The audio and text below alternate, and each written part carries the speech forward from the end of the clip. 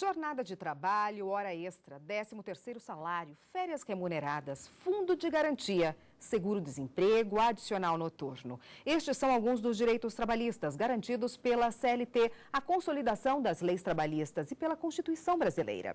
E para falar sobre os direitos trabalhistas, eu recebo o advogado Luiz Gustavo Mulha. Bem-vindo ao Perspectiva, doutor. Obrigado. Obrigada pela presença.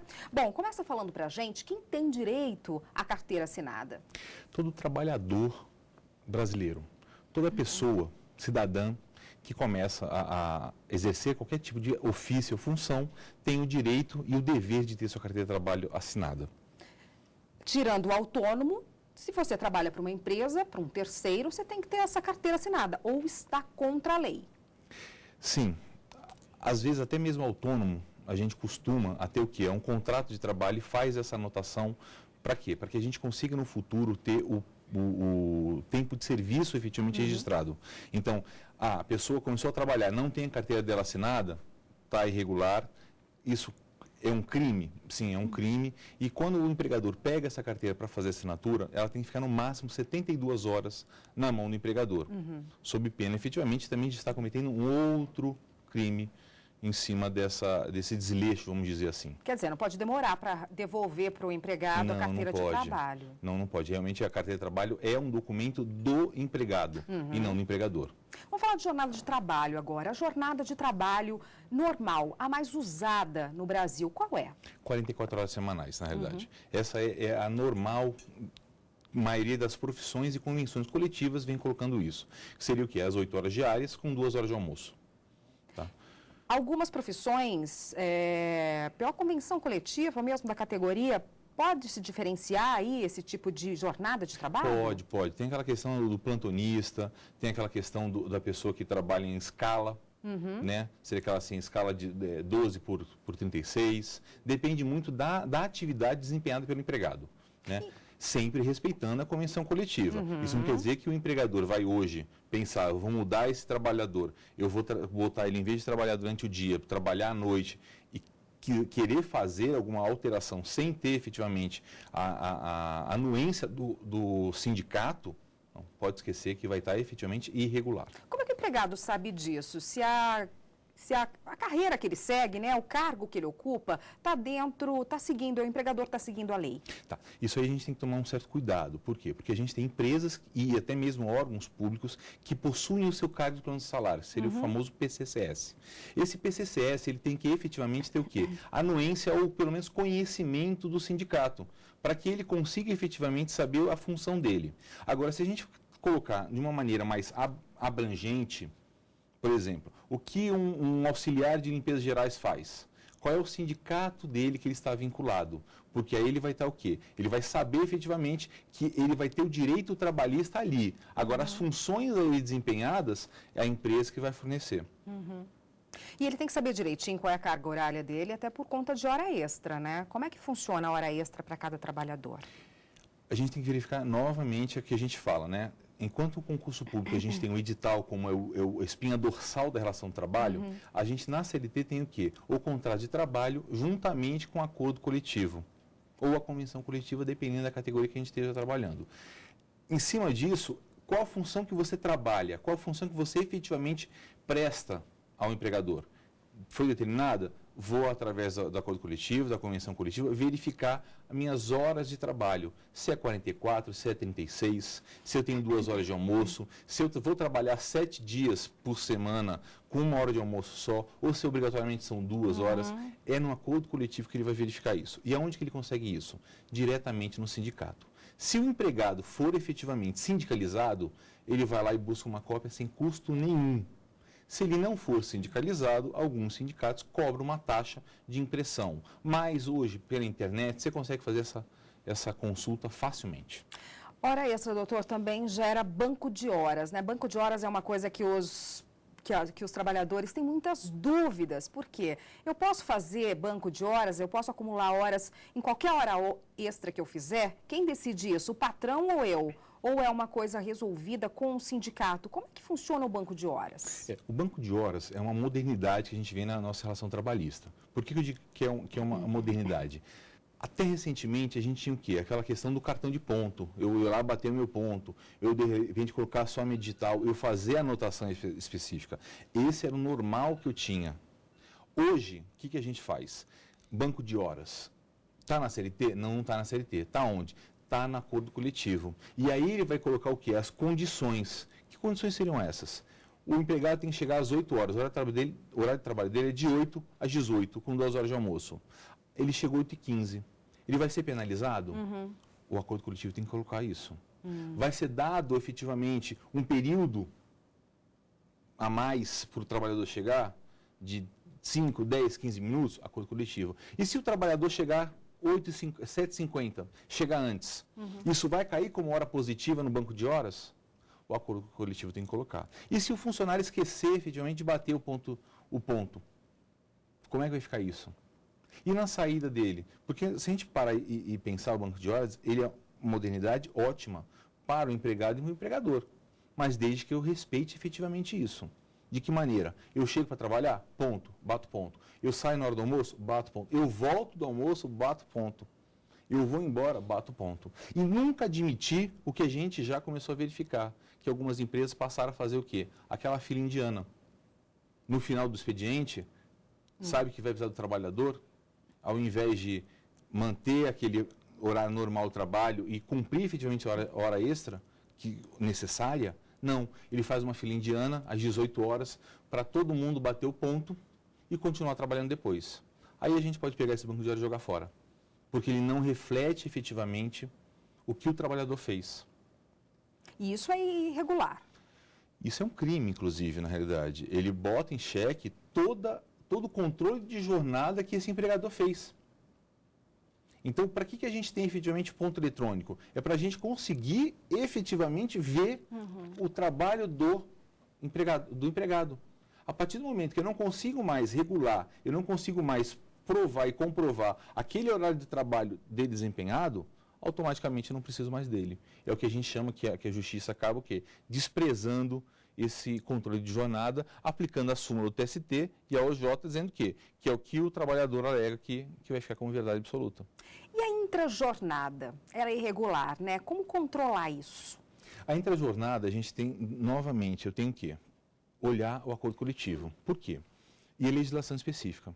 Se eu trabalho com pessoas que são digitadores, a cada 50 minutos de trabalho eu tenho 10 de descanso. E isso é um descanso intrajornada. Mas se de repente eu trabalhar com qualquer outro tipo de trabalho, o jornalista mesmo, de 8 às 18 com 2 horas de almoço, qual é o intervalo entre a jornada dele? São as 2 horas. Ele tem que efetivamente gozar, ele tem que efetivamente sair nesse período para almoçar, para ir ao banheiro, para fazer as suas coisas diárias. Então quer dizer que se eu estiver no meu trabalho e tiver que ir ao banheiro, esse minutinho é intervalo? Não, vamos ter bom senso também. Da mesma maneira que às vezes você está saindo para almoçar e tem que esquecer de passar o e-mail e você vai voltar, é a mesma coisa que está trabalhando. Pois é, doutora, depende de um controle mútuo, né? A gente volta nesse assunto no próximo bloco, só peço um minutinho para o senhor. E o programa Perspectiva vai para um breve intervalo, já já a gente volta.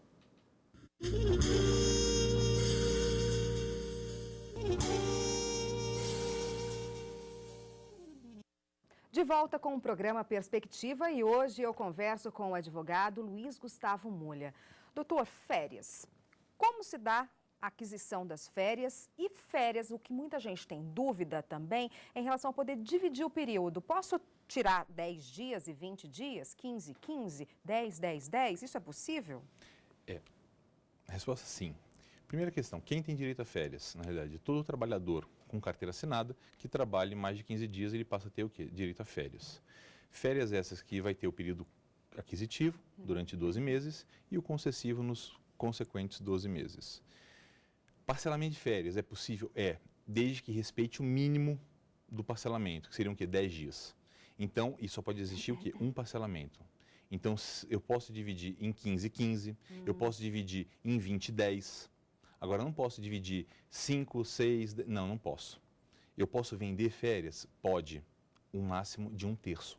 Então, seria o quê? A pessoa poderia gozar 20 dias de férias e vender 10 dias. A pessoa poderia gozar 10 dias, depois mais 10, e vender 10? Não, porque se vender entende que também é um fracionamento. Então, ela tem que ter pelo menos 20 dias de descanso. Como que o empregador e o empregado negociam isso? É uma negociação? Aliás, eles podem conversar sobre isso individualmente com cada empregado? Sim, sim. É normal isso acontecer nas empresas. Quando são muitos empregados e a partir desse momento começa a ter atrito, o sindicato vem e regulamenta em conversa com o empregador num acordo coletivo, numa convenção coletiva. Já o quê? Pactuando que a CLT já coloca. Exatamente o que a gente está falando. Um terço pode se vender, as férias podem ser parceladas, no máximo uma vez, mantendo 15 dias no mínimo. Quando Ou 10 dias no mínimo, desculpa. Sim, quando o empregado não consegue ali com o patrão, aí ele fala, não, tem que tirar os 30 dias, eu não posso parcelar isso, ou obriga ele a parcelar e ele não quer. Como que ele pode se defender disso? O que ele faz? Na verdade, a primeira questão, ele tem que conversar. Eu sou muito adepto à conversa. Ah, mas a justiça, vou ganhar? Vai. Mas imagina o seguinte, se eu colocar o seu patrão na justiça, como é que vai ficar essa relação? Ela já vai ficar realmente péssima. Conversa. Não tem como conversar? Procure um sindicato da categoria ou um seu advogado para tirar dúvidas e pegar esclarecimentos. Não conseguiu? Vamos sentar numa mesa, vamos resolver, vamos conversar. Quando o trabalhador perde o direito às férias? Quando ele tem um número de faltas injustificadas muito grande. A partir desse momento, ele perde o direito às férias. Ou dois, ele perde direito a ter o quê? Ao direito à indenização das férias quando numa demissão, quando ele é demitido por justa causa. Explica pra gente a não justificativa aí, a falta não justificada. A CLT, ela vem e cataloga direitos e deveres do empregado e do empregador. Por exemplo, a partir do momento que eu fico doente, eu sei que eu tenho direito realmente a uma assistência, a realmente ficar, de repente, 15 dias em casa, mediante um atestado médico.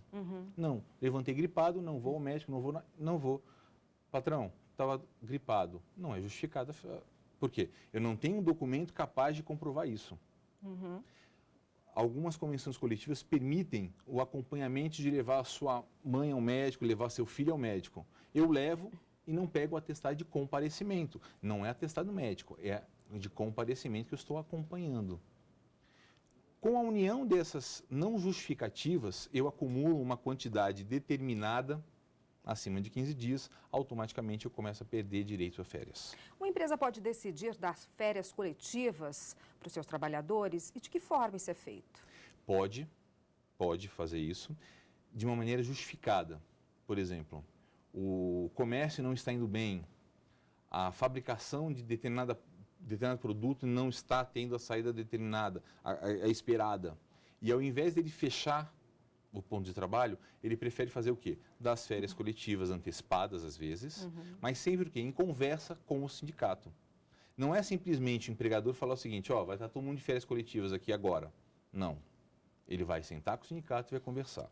Agora, existem também aquelas situações como produtor rural, como, de repente, pescador, ou, de repente, até mesmo algum ramo do comércio, que sabe que eu tenho uma alta no comércio, uma alta de produção, e, de repente, eu tenho uma baixa. Ao invés de ele ter aquele momento de alguns funcionários estarem gozando férias, ele já na contratação coloca, olha, o período da estiagem, você vai entrar em férias coletivas, você vai estar em férias. O período entre a semana de Natal e Ano Novo, você vai estar em férias. Então, já foi pactuado na hora da contratação. Sempre o quê? Com homologação, com a conversa com o sindicato. O trabalhador continua recebendo normalmente nesse período de férias coletivas? Depende. Na grande maioria das vezes, sim. Por que eu coloco que depende? Porque, exemplo, greve ou, de repente, uma questão de férias coletivas de uma multinacional fabricante de veículos. Isso é pactuado entre acordo coletivo, sindicato e empregador. Agora, na grande maioria, esse exemplo que eu dei, por exemplo, de um restaurante, de uma empresa que vai realmente ter aquele lapso temporal fechado, vai receber normal. Por quê? Ele está fazendo, ao invés de eu separar as férias dos meus trabalhadores mensalmente, eu vou juntar todo mundo e dar as férias num determinado momento. Aí sim é garantido a ele o direito. E tem um período máximo para as férias coletivas? Tem 20 dias, na realidade, geralmente a gente coloca. 30 dias é o período de gozo de férias. Esse é o período de férias dele. Agora, o que a gente costuma aconselhar a nunca extrapolar os 20 dias. Por quê? Porque eu tenho aquele funcionário que às vezes pode querer efetivamente o quê? Vender suas férias. E aí seria o quê? Um terço dos 30 seria 10 dias. Continuando no assunto trabalhista, quando ele tem direito ao fundo de garantia, esse saque? Tá. O fundo de garantia ele é predeterminado por lei. Então, ele tem o quê? Quando ele é demitido sem justa causa, ele tem direito ao saque com um adicional de 40%. Ele recebe o seu lacre de conectividade e as guias vai sacar. Dependendo da doença que ele passa, câncer, doenças cardíacas agora, a questão de AIDS, ou quando ele quer fazer o quê? A compra de um imóvel, Minha Casa Minha Vida, ou realmente utilizar a Caixa Econômica Federal e fazer a compra de um imóvel para ele, a primeira compra. Ele pode utilizar esse dinheiro para fazer esse saque de FGTS. E o que ele precisa para isso? Ele tem que comprovar que está nessas situações aí que o senhor citou para poder sacar, se ele não foi demitido, que é sem justa causa, que é uma das condições? Ele precisa comprovar. Como é que, vamos lá, se ele de repente vai comprar uma casa, ele está negociando a compra da casa, tem a documentação, ele vai junto à Caixa Econômica Federal e faz essa comprovação. É uma comprovação objetiva. Não pega no subjetivo de nada. Então, a Caixa Econômica já está bem. A pessoa está doente, por exemplo, está com AIDS. Ela tem um laudo, ela tem um exame. Então, é bem objetivo. Então, a Caixa Econômica, eu procuro sindicato, procuro advogado? Não. Diretamente na Caixa Econômica Federal, tem os critérios objetivos, através do site mesmo, você consegue verificar isso, a utilização. Preencho os requisitos? Preencho. Vou pedir meu saque. Vou pedir o levantamento desse dinheiro. Lembrando que muitas das vezes esse levantamento, compra da casa, ele não passa na sua mão. Ele vai direto para o vendedor. Ele vai direto para a incorporadora. Eu não estou nesses critérios objetivos. Eu acho que eu tenho esse direito. Aí sim, procuro o sindicato, procuro um advogado e a gente vai poder auxiliar. Doutor Luiz Gustavo, a gente volta no próximo bloco falar de fundo de garantia, só peço um minutinho para o senhor. E o programa Perspectiva vai para um rápido intervalo, daqui a pouquinho a gente volta.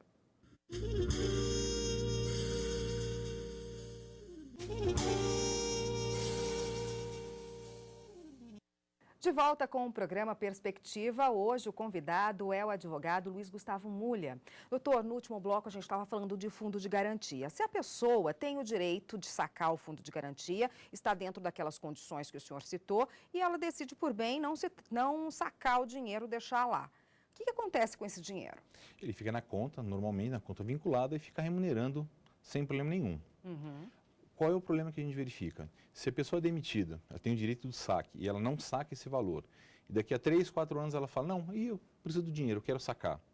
Ela vai ter que fazer o quê? 1, procurar a justiça para fazer saque, ou 2, ir lá no empregador que o demitiu e pedir que seja emitido um novo lacre de conectividade, e ela com esse lacre, juntamente com a carteira de trabalho, tentar e fazer o seu saque junto à Caixa Econômica Federal.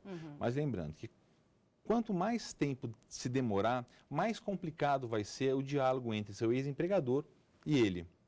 Porque ele não vai entender muito como é que uma pessoa deixou um dinheiro vinculado na conta e será que tem alguma coisa errada? Então pode se criar realmente um atrito nas relações. Mas e se ele não sacar, não tivesse desejo de sacar, fica lá e ele recebe na aposentadoria? Fica lá e ele, na hora quando ele se aposenta efetivamente, ele pede o resgate e ele consegue fazer o resgate automaticamente. Vamos lá falar de demissão, agora demissão por justa causa. Quem pode ser demitido? Quem efetivamente é demitido por justa causa? Em que situação o empregado pode dispor disso? Tá. O que eu aconselho geralmente aos empregados? Sempre pegar a CLT e abrir no artigo 482. Por quê? Nele vem colocando quais são as faltas graves. Então hoje, simplesmente, eu levantar, eu empregador, vim falar, vou te demitir por justa causa. Eu posso? Não posso. Eu tenho que verificar se uma das faltas cometidas pelo empregado estão ali objetivamente delineadas e se é caso de demissão por justa causa. Por exemplo, furto. Eu furtei meu empregador. É causa de advertência ou é caso de demissão por justa causa? É causa de demissão por justa causa. Agora, simplesmente eu peguei furtando e eu vou demitir por justa causa, eu não aconselho isso a fazer. Furtou, pegou, delegacia, boletim de ocorrência. Testemunha para isso. Efetivamente. Porque ele vai ter que provar depois. Exatamente. Entendeu? Eu sou vendedor e eu não fui trabalhar num período que tem as maiores vendas. É desídia. Eu vou demitir na primeira vez? Não. Eu vou dar uma advertência, dou uma segunda advertência, suspendo, aí eu demito por justa causa. Tem que ter esse diálogo, porque o caráter punitivo, ele tem que ser educativo também. Eu não simplesmente vou levantar e falar assim, não, demissão por justa causa. Porque isso pode ser o quê? O empregador pode vir e demitir por justa causa. A demissão por justa causa do empregador vai ser mais uma demissão. Só que eu vou efetivamente abalar o quê? O psicológico, o íntimo do empregado. Porque muitas das vezes ele não sabe o que aconteceu e foi demitido por justa causa. O que ele vai fazer? Procurar um advogado, ele vai à justiça e vai reverter esse pedido de demissão. Então ele vai passar a ter o direito dele garantido pela justiça. Por que isso? Porque às vezes faltou uma conversa. Faltou a gente saber ler, às vezes, e verificar, olha, isso aqui é falta grave, isso não é falta grave. Isso ele pode mandar por justa causa, ou isso eu posso mandar. Então tem que ter o conhecimento realmente da legislação. O que acontece muitas vezes também é um tipo de ameaça do patrão para com o empregado relativo a isso. Se você chegar atrasado, eu te demito por justa causa. Se você não fizer isso, eu te demito por justa causa. E acaba criando um medo. Sim. E eu vou falar mais até. Esse medo é maior. Porque eu não sei se você já ouviu, eu te demito por justa causa e vai ficar na sua carteira de trabalho carimbado, justa causa. Você nunca mais vai arrumar emprego porque vão querer saber onde você foi demitido por justa causa. É mentira isso. Não pode ter nada que denigra a imagem do empregado. Tem que ter lá, dispensado. A motivação não importa. Se é justa causa, se não é justa causa, que foi com dispensa, pouco importa para o próximo empregador, ou até mesmo para o empregado. Então, esse temor efetivo pode ser chamado, inclusive, como um dano moral. Pode-se buscar um dano moral em cima disso. Uma simples falta vai ocasionar a questão da justa causa? A grosso modo, não. Ela tem que ser muito bem provada, isso. E esse terror que é feito, tem que tomar cuidado, não pode ser feito. Essas ações, quando chegam à justiça, costumam ser ágeis? Olha, dependendo da localidade onde você entra com a demanda, sim. Graças a Deus, eu tenho esse entendimento que chegou o momento do processo judicial eletrônico, o PJE. Isso agiliza bastante. Tem pessoas, não agiliza, é difícil. É uma mudança como tudo na nossa vida. A partir do momento que eu aprender que essa mudança é necessária, eu vou verificar que eu não tenho mais papel, que eu consigo verificar tudo, eu não preciso mais ao fórum, e isso vai, efetivamente vai o quê? Diminuir a questão de tempo. Hoje, no Distrito Federal, entre eu entrar com uma demanda e ter a primeira audiência, eu tenho em média aí de 8 a 9 meses a primeira audiência, dependendo do rito que for escolhido, sumário, sumaríssimo, ordinário. Ele julgado no tribunal, eu coloco mais ou menos o mesmo período, de 6 a 9, 10 meses de sair do tribunal. Vai para o TST. As causas de Brasília, como tem essa questão de ficar muito tempo travado no tribunal e ser Brasília, o envio é muito rápido, também é mais rápido. Então, vamos dizer, primeira, segunda e terceira instância de um processo de uma demanda judicial, chutando baixo, uns 2 anos, 2 anos e meio. Licença maternidade agora, a gente sabe que é um direito garantido às mães, né? Tem um período estendido agora. Como é que funciona para conseguir esse período um pouco maior com o filho? Esse período maior, na realidade, a gente tem que verificar se a convenção coletiva já pactuou. Não, pactuou para 180 dias, não tem que se falar sobre isso. O empregador não tem que nem opinar sobre isso. Ah, não, vai ficar 120, 4 meses, não importa. 180 é 180. O que é normal acontecer? A pessoa sai de licença maternidade, quando retorna, ela pede o quê? Férias, para ficar um pouquinho mais. Só que ela esquece que ela tem direito aqui à estabilidade, o que a gente chama de estabilidade provisória, que ela começa a contar quando? Quando ela retorna efetivamente ao trabalho. Então a gente tem várias demandas trabalhistas favoráveis de que a pessoa engravidou, ficou 180 dias fora, 120 dias fora, a empresa dá as férias para ela pensando que esses 30 dias vai matar a estabilidade provisória, manda ela embora. Ela retorna, porque ela tem direito ao trabalho. Então hoje, a legislação permite efetivamente o gozo de 180 dias? Permite, pode permitir. Hoje, no funcionalismo público, a grande maioria já permitiu. Hoje, o GDF, por exemplo, concede 180 dias. Mas eu também tenho outros órgãos, por exemplo, autarquias. Algumas autarquias não permitem. Coloca só 120. Seriam os 4 meses. Isso como é que se dá? Conversa, legislação. Não, a convenção coletiva não fala nada sobre isso. Eu sou empregado privado. O empregador quer te conceder 180, vai te conceder 180.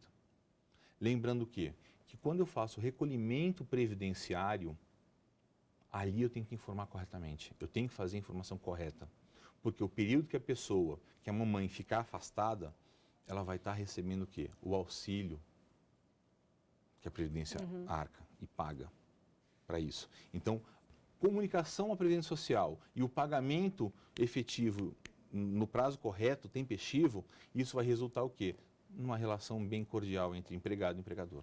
Doutor, para a gente encerrar rapidamente a nossa conversa, e o senhor que trabalha nessa área trabalhista há muitos anos, falta do empregado conhecer um pouco mais dos seus direitos para evitar toda essa demanda e exigir do patrão que ele cumpra as leis trabalhistas? Falta não apenas do empregado, mas do empregador também. A gente verifica que com a dinâmica da sociedade, a gente para de ler muito e começa a acreditar muito no que os outros falam.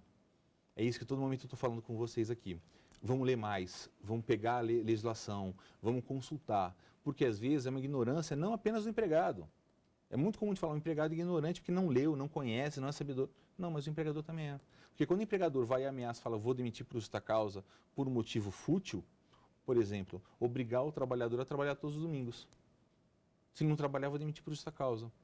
É porque ele quer lucrar. Mas ele, às vezes, não conhece que ele está passando do limite dele de empregador.